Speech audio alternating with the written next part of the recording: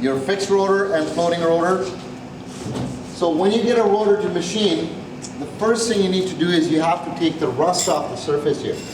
Okay, this doesn't matter. You have to take the rust off here, and you have to take the rust off right here. Not this point, right here. And you don't need to spend 3 hours doing that. Just scrape it off. Okay, scrape it off. This is fairly clean because you're dealing with 1,000. Don't sit on the car. You're dealing with 1,000 differences. Okay, especially that one.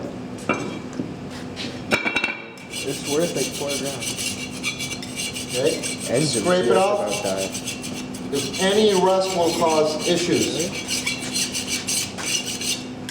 All right, now from this point, we add these backing plates.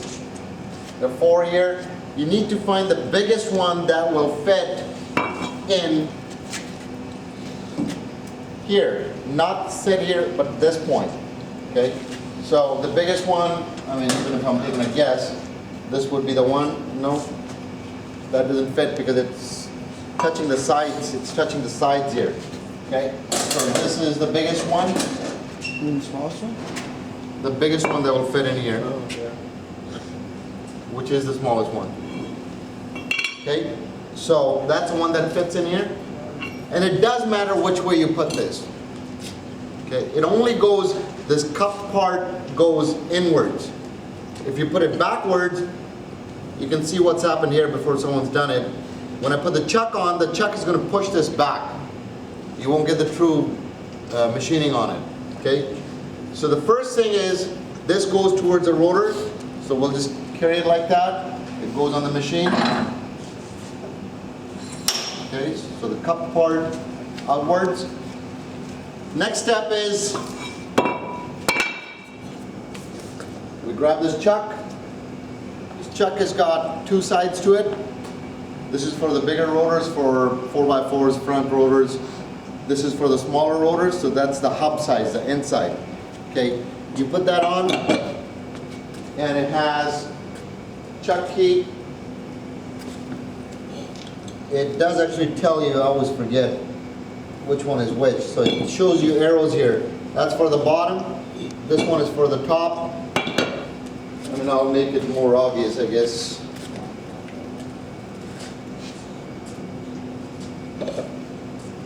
There you go. It's a bit more obvious now.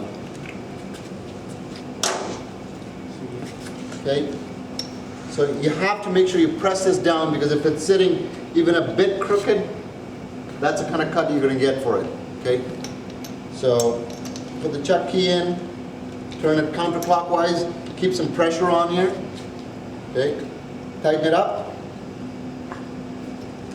Put the chuck key back, make sure it's off it. It's not on. It does get heavy once you attach the chuck to the rotor. So be careful, don't drop it on your foot. Lift it up, and it goes on the machine. Okay, so far so good? Okay, now we need to fill this space up, because the threads don't start all the way there, so we need to fill this space up. You can choose any of these spacers, okay? But anywhere from the chuck to the nut that goes here, you need to put the clutch in. This is the only piece that got rubber in the middle and 2 metal pieces on the side. All right? So you need to put that in anywhere between the nut and the chuck. And what this does is it prevents, if the cutters go too deep, it prevents my machine from getting damaged. So please don't forget to put this one on. Okay? So I'll put, no, put this on first. Okay? What you gotta watch here is that the jaws on this side, they're not actually holding on to the shaft or onto anything. So right now, this piece is just going against, the clutch is just going against the jaw. It's not being held by the jaw. Okay? I'll put another piece just to fill that out. I have another spacer. Put that on. Okay? And then you have the nut. It's like magic. Okay, this nut, the threads they don't start up to this point. So this whole thing is actually a spacer too. So depending on which way you put one side, it'll turn into a spacer. Okay, just like a big thick washer, basically. The threads don't start, that's where the threads start. That from there to there, that's where the threads are. Okay, so, and it's left-hand thread. So it's lefty-tighty. Okay, so I'm going to put the nut on. And the best way to tighten this up is, like if you keep spinning, it'll just keep spinning. It's not tightening up. Okay? Smack it, but when you're smacking it, please watch that we have welded these washers on so we can hang it there. So if you have it this way, and you smack it, you end up hitting the washer, it's going to hurt. Okay? Either get a mallet, or make sure that washer is not towards the side you're going to smack. So a couple of smacks, it's done. Okay? Leave that there. Now we need to find the belt that we can put on here. We got different size belts here. There should be another one which I don't see. Oh, right here. Okay, so you can use any of these belts. Right there. These are for the drums. These, there are two more here, depending on the size of the rotor. So these wide ones are for the rotors. Okay, or sorry, for the drums. So we'll get this belt and put it on. The belt, what it does is it takes care of the high-pitched squeal when you're machining and the vibration. Whichever belt you choose, make sure it's not protruding past these points because the cutters are going to cut it if you do that. Okay? So make sure it sits in between here. That's just for sound, right? Sound and vibration. When you're cutting, it controls the vibration. Yeah. So you do need it? You do need it. Yeah. I mean, I'm not going to do that today, but I'll show you a cut without the belt. It almost cuts like it's waves on the rotor. And that can create sound when you're stepping on the brakes after it. Yeah, so you should put that on. It's not just for the sound. Okay, from this point, we need to get the cutters out. For your purpose, it'll probably be here. If it's not,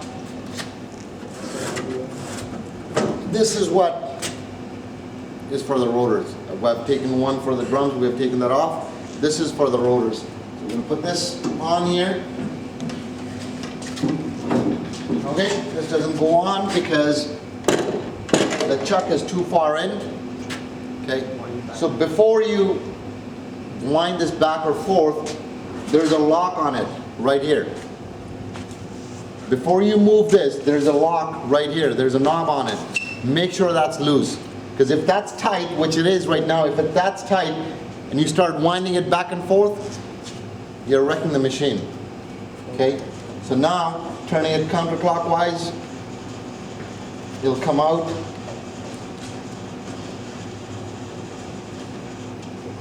Okay, we're going to put this back on again. Once again, this is heavy.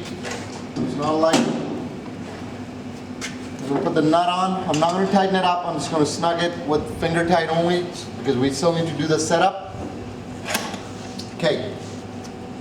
The next step is this rotor here, it's too far out. The further out it is, which means, see the difference between me setting up the cutters there versus there. You see that point? Okay. The further out it is, the more vibration it's going to cause. So you should have it as close as possible.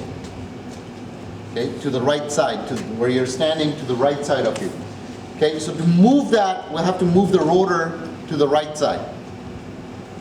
Okay, over here I have written, depending on what you're doing, if you're doing rotor, it says on it, you won't miss it.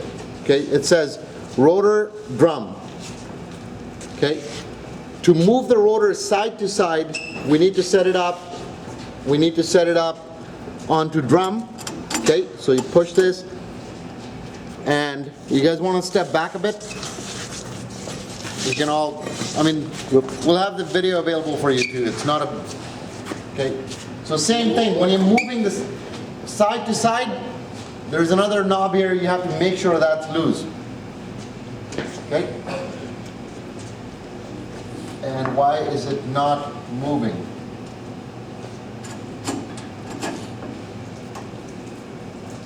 Okay, sorry, so we're doing the rotor. So it's on the rotor, it says rotor on this side. You can see it's coming back.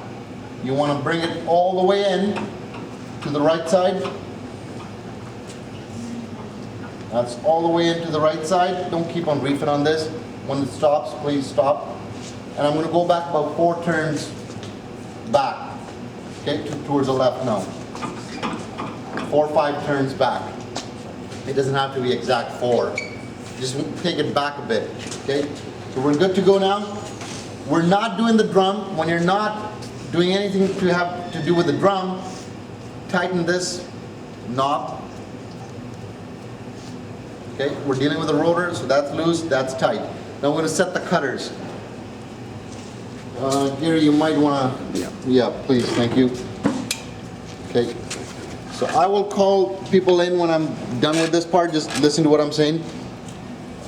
So when you are setting up the cutters, you have to make sure the cutters are opposite to each other, not like that. So I'm setting up the cutters, they're like that. Okay? You don't want the cutters sitting that far out. It doesn't have to be 100% right against each other. I'm not going to bring a ruler or a laser guided measuring tape and find out if it's straight.